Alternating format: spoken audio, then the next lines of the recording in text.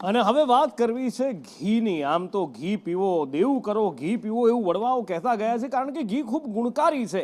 પણ જો એ ઘી માર્કેટમાંથી લીધું તો એ ગુણકારી છે કે પછી હાનિકારક છે એની કોઈ ગેરંટી નથી, કારણ કે ગુજરાત એટલે નકલીનું હબ બની રહ્યું છે અને અહીંયા નકલી કઈ વસ્તુ નથી મળતી એ સવાલ છે। પાછલા કેટલાક વર્ષોમાં જે નકલી ઘીના આંકડા સામે આવ્યા છે એ જાણશો તો ચોંકી જશો। પ્રતિક પાસેથી જાણીએ। પ્રતિક,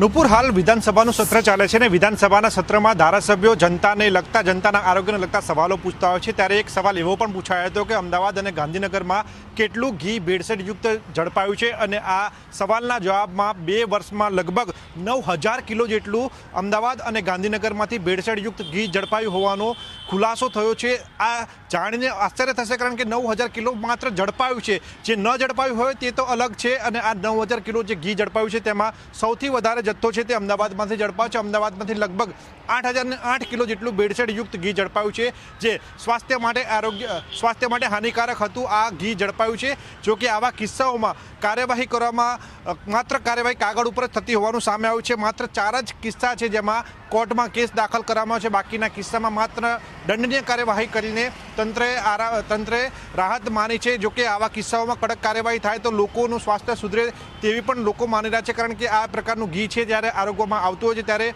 શરીર સંબંધી અનેક રોગો થતા હોય છે જે શરીર માટે હાનિકારક હોય છે। ત્યારે આવા જે ઘી વેચતા હોય છે ભેળસેળયુક્ત, તેમના સામે કડક કાર્યવાહી થવાની માંગ ઉઠી છે, જેને લઈને હવે તંત્ર દ્વારા આવા લોકો સામે કડક કાર્યવાહી કરવામાં આવે તો ચોક્કસથી રાજ્યમાં અને શહેરમાં ભેળસેળયુક્ત ઘીનો જથ્થો જે વેચાણ થાય છે તેના ઉપર